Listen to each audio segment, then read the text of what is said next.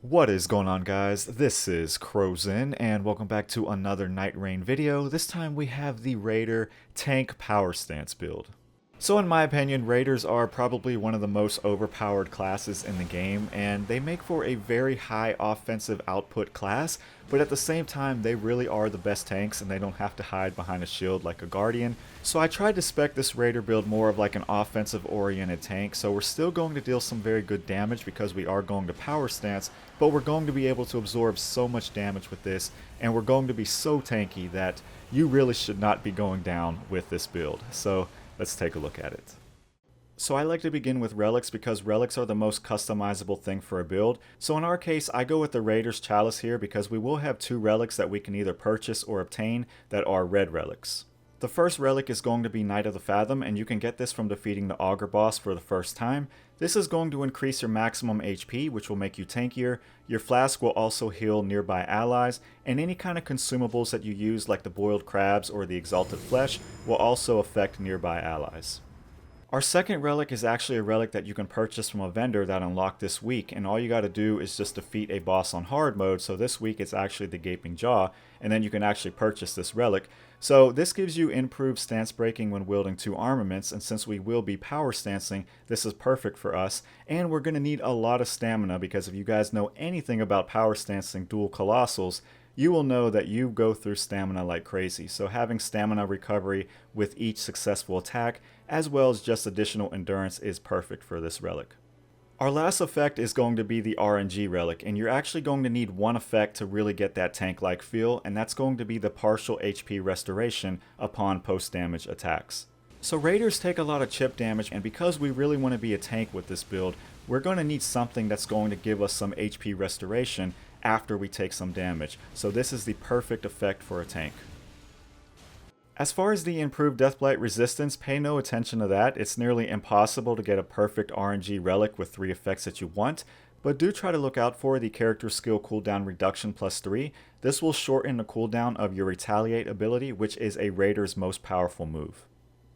So now we could go over our equipment and the effects that we're going to want to have on our Raider. So we're going to start with the weapons, and the best weapons to use for a Raider are going to be colossal weapons. They're very common, and you're already going to start with the Raider's Great Axe. So what you're going to want to do with our particular build here is power stance your weapons. So have one colossal weapon in each hand. That way you have the L1 attacks where you can do these jumping attacks with both weapons, as well as just the regular normal attacks with the L1 where you can combo that and deal some pretty significant damage that way.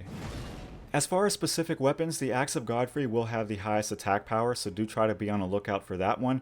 Generally you will find it, and if you don't, then one of your allies will drop it for you. I also like going with the Rotten Great Axe because it does have Scarlet Rot on it, and it also has its own weapon skill. So a lot of times you might get like a cold Rotten Great Axe or a poison Rotten Great Axe, which means you can have double status effects with one weapon.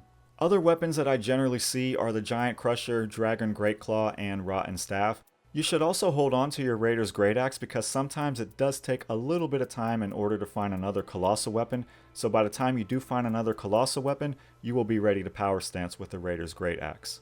I do want to point out that you're not limited to just power stancing colossal weapons. You can power stance great axes, so if you find something like Axe of Godric mixed with Rusted Anchor or Great Omen Killer Cleaver, these also work out very well. The same thing applies for Great Hammers, so something like the Beastclaw Great Hammer pairs up well with Great Stars.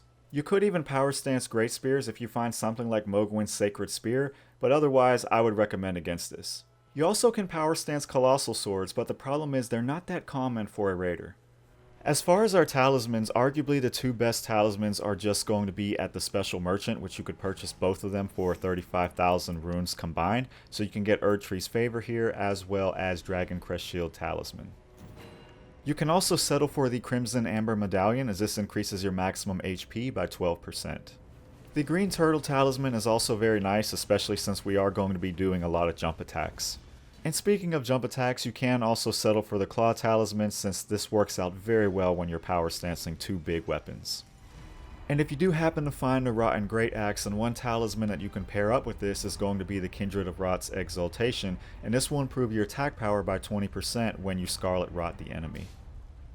As far as our dormant powers, our number one priority is going to be increase maximum HP, as that's going to make you more tankier. You also want to look out for improved physical damage negation, as this will make you just a little bit more spongier. Improved stance breaking is another very good power, not only offensively but defensively as well. Just staggering that boss might just save your run. Two other dormant powers that work out very well are improved physical attack power, especially when you are wielding 100% physical attack weapons. Also look for character skill cooldown reduction, as this will make your retaliate come up just a little bit quicker. And other powers to take note of here are going to be improved stamina recovery speed and increased maximum stamina, since we are power stancing. Two passive effects that work out very good for a defensive-minded raider are going to be taking damage boost damage negation, as well as successive attacks negate damage. This is really going to make you super tanky. For offensive passive effects, you can settle for improved jump attacks, as well as attack up when wielding two armaments, since we are going to be power stancing two weapons. So for the last part of this video, we can just go over some general tips on how to be the best raider tank possible. So your number one ability is going to be your character skill called Retaliate, and you want to use this right before an enemy attacks to mitigate most damage. This ability works out very well, especially against enemies that like to hide behind a shield, as you'll easily be able to knock them back or simply break their stance. And the more damage you take means your character will start to steam up, and that means that your next Retaliate is going to be a greater version. So whenever you use your next Retaliate, you're basically going to do like a nice little force wind for the second part of the animation, and that's going to knock back or stagger most enemies. So you can start to use this strategically whenever you know the greater Retaliate is coming, and even stagger bosses out of their most deadly attacks. It also works out very well in cases where you get a little bit too aggressive and you know a big move is coming and you just can't get out of the way. In that case, you can basically just face tank it with Retaliate. Now there is one instance where Retaliate will not work, and that's against Gaping Jaw's bite, so be sure not to try to retaliate that, as you're not going to be able to hyper armor through his bite. Your ultimate art is called Totem Stela, and while it's not as significant as Retaliate, it's still very useful for granting you and your allies a 15% physical damage buff. I like to use this as a nice AoE attack on a lot of those weaker normal fights, as this will kill most of the weaker enemies, and it also allows you to get a nice jumping attack. Another nice thing you could do with this ultimate art is revive downed allies. Now it's not going to be as significant as, say, the Revenant's revival that they have, but if you do have a down ally that only has one bar of being downed, you can actually use the totem on them and it'll put them on top of the totem, and that works out great in most cases as long as the boss doesn't just rush them right after that. So this is also something that you can use strategically and mitigate all damage coming from a massive attack from a boss. And because the ultimate art regenerates very quickly, I like to use this right at the start of the night bosses. That way I can grant myself and my allies that 15% physical damage buff. In the same way a greater Retaliate will knock bosses out of their more powerful moves, the Totem Stela can also do the same thing. Though I will say the Totem Stela is very buggy at times, and a lot of times the boss will stay inside the totem, and that limits your ability to attack the boss as well as your allies. So this really does need to be fixed, and hopefully it will be soon.